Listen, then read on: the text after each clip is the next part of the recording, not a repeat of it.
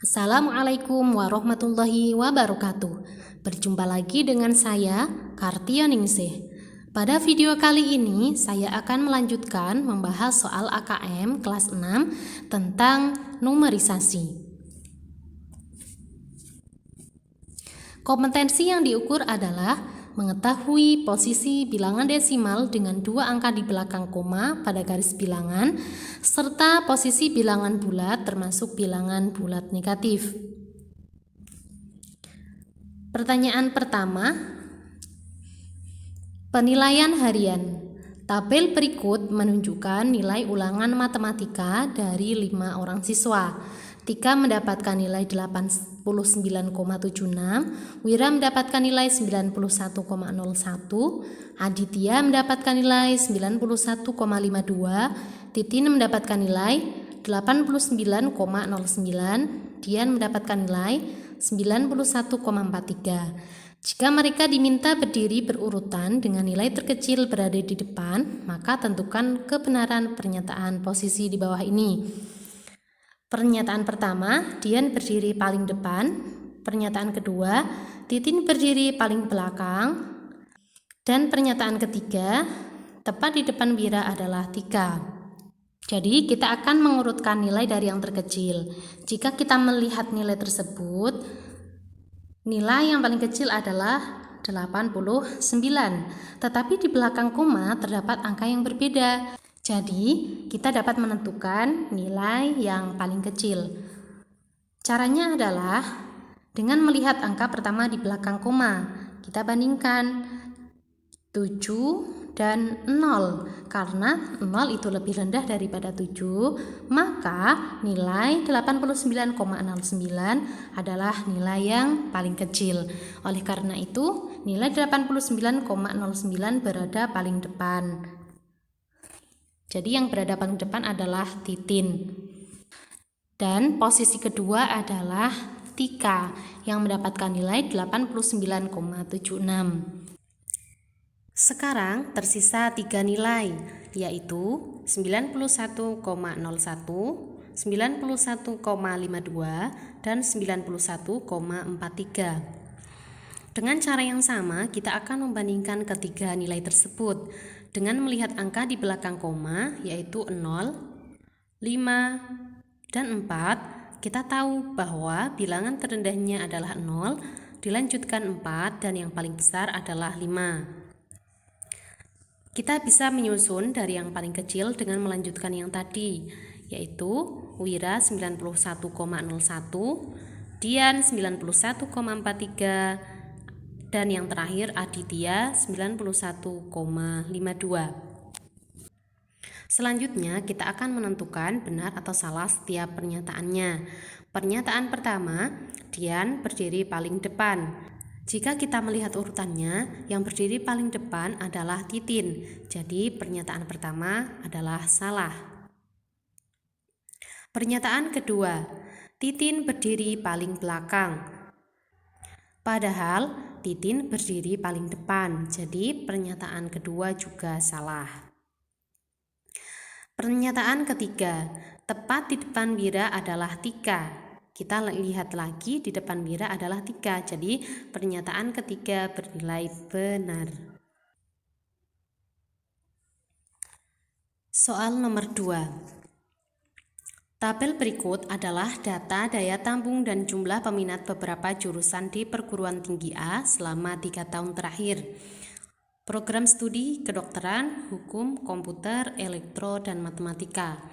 Daya tampung dan jumlah peminat berpengaruh dengan tingkat keketatan program studi.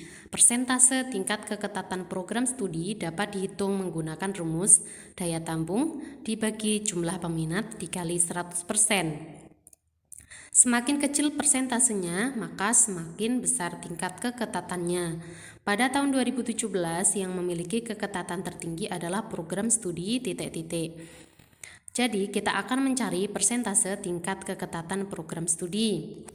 Kedokteran pada tahun 2017, peminatnya 970 dan daya tampungnya 75. Kita akan memasukkan ke dalam rumus. Berarti 75/950 kali 100%. Hukum sama dengan 80 per 1020 kali 100%. Komputer sama dengan 60 per 950 kali 100%. Elektro 55 per 750 kali 100%. Matematika 40 per 510 kali 100%. Mari hitung bersama-sama. Berarti kita di sini akan mencari persentase terkecil. Kedokteran 75 per 950 kali 100% sama dengan 7500 per 950%. Kita sederhanakan masing-masing pembilang dan penyebut dibagi 10, maka hasilnya adalah 750 per 95%. Kita akan menghitung 750 bagi 95 sama dengan 7. 7 kali 95 sama dengan 665. Kemudian kita kurangkan, hasilnya 85. Kemudian kita tambahkan dengan 0 lagi. Yang atas kita tambahkan dengan koma, jadi 7, 850 bagi 95 sama dengan 8. 8 kali 95 sama dengan 760. Kemudian kita kurangkan lagi, hasilnya 90. Kita tambahkan lagi dengan 0. 900 dibagi 95 sama dengan 9. 9 kali 95 sama dengan 885. Kemudian kita kurangkan lagi, hasilnya adalah 15. Karena sudah 2 angka di belakang koma, maka kita cukupkan. Jadi persentase prodi kedokteran adalah 7,89%. Sedangkan hukum 80 per 1020 kali 100% sama dengan 8000 per 1020%. Kita sederhanakan menjadi 800 per 102%. Kita hitung bersama-sama. 800 bagi 102 sama dengan 7. 7 kali 102 sama dengan 714. Kemudian kita kurangkan, hasilnya 86. 86 kita tambahkan dengan 0. Hasilnya 860. Jangan lupa yang atas kita tambahkan dengan koma. 860 bagi 102 sama dengan 8. 8 kali 102 sama dengan 816. Kita kurangkan lagi. Hasilnya 44. Kita tambahkan lagi dengan 0. 440 bagi 102 sama dengan 4. 4 kali 102 sama dengan 408. Kita kurangkan lagi, hasilnya 32. Jadi persentase program studi hukum sama dengan 7,84%. Kemudian program studi komputer 60 per 950 kali 100% sama dengan 6000 per 950. Kemudian disederhanakan menjadi 600 per 95%. Kita hitung lagi, 600 bagi 95 sama dengan 6. 6 kali 95 sama dengan 570. Kita kurangkan, hasilnya 30, kemudian ditambahkan dengan 0, yang atas kita tambahkan koma. 300 bagi 95 sama dengan 3. 3 kali 95 sama dengan 285. Kita kurangkan lagi, hasilnya 15. 15 kemudian ditambahkan dengan 0. 150 bagi 95 sama dengan 1. 1 kali 95 sama dengan 95. Kemudian dikurangkan, hasilnya 55. Jadi persentase komputer adalah 6,31%. Kemudian elektro 55 per 750 kali 100% sama dengan 5500 per 750%. Kita sederhanakan menjadi 550 per 75%. Kita hitung lagi bersama-sama. 550 bagi 75 sama dengan 7. 7 kali 75 sama dengan 525. Kemudian dikurangkan menjadi 25. Kita tambahkan dengan 0. 250 bagi 75 sama dengan 3. 3 kali 75 sama dengan 225. Kemudian dikurangkan lagi, hasilnya 25. Tambahkan dengan 0 lagi. 250 bagi 75 sama dengan 3 kali 75 sama dengan 225. Kita kurangkan lagi, hasilnya 25. Jadi persentase program studi elektro adalah 7,33. Sedangkan matematika 40 per 510 kali 100% sama dengan 4000 per 510%. Kemudian disederhanakan menjadi 400 per 51%. Kita hitung bersama-sama. 400 bagi 51 sama dengan 7. 7 kali 51 sama dengan 357. Kemudian dikurangkan menjadi 43. 43 ditambahkan dengan 0. 430 bagi 51 sama dengan 8. 8 kali 51 sama dengan 408. Kemudian dikurangkan hasilnya 22. 220 dibagi 51 hasilnya 4. 4 kali 51 sama dengan 204. Kemudian dikurangkan menjadi 16. Jadi program studi matematika mempunyai persentase 7,84%. Dan yang paling kecil adalah 6,31% yang dimiliki oleh program studi komputer. Jadi yang paling ketat adalah program studi komputer. Jadi pada tahun 2017 yang memiliki keketatan tertinggi adalah program studi komputer. Dilanjutkan soal nomor 3. Tabel berikut adalah data daya tampung dan jumlah peminat beberapa jurusan di perguruan tinggi A selama 3 tahun terakhir. Program studi kedokteran, hukum, komputer, elektro, dan matematika. Daya tampung dan jumlah peminat berpengaruh pada tingkat keketatan program studi. Persentase tingkat keketatan program studi dapat dihitung menggunakan rumus daya tampung dibagi dengan jumlah peminat dikali 100%. Semakin kecil persentasenya, maka semakin besar tingkat keketatannya.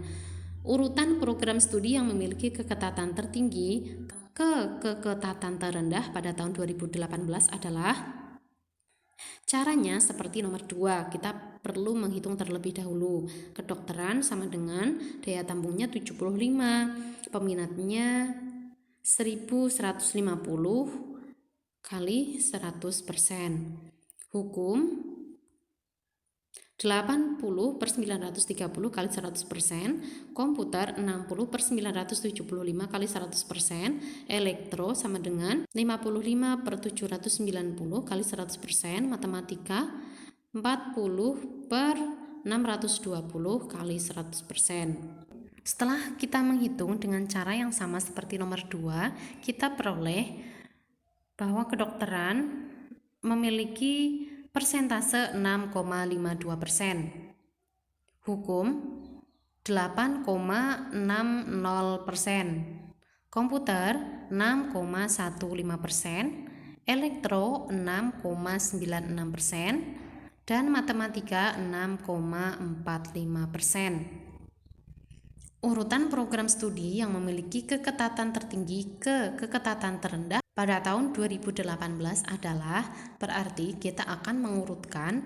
dari yang paling kecil, sehingga kita peroleh yang pertama adalah komputer 6,15%, selanjutnya adalah matematika 6,45%, selanjutnya kedokteran 6,52%, dilanjutkan elektro 6,96%, dan yang terakhir adalah hukum 8,60%. Soal nomor 4. Daya tampung yang disediakan perguruan tinggi untuk menerima mahasiswa baru memiliki jumlah yang berbeda-beda di setiap jurusan. Berikut adalah data daya tampung dan jumlah peminat beberapa jurusan di perguruan tinggi A selama 3 tahun terakhir.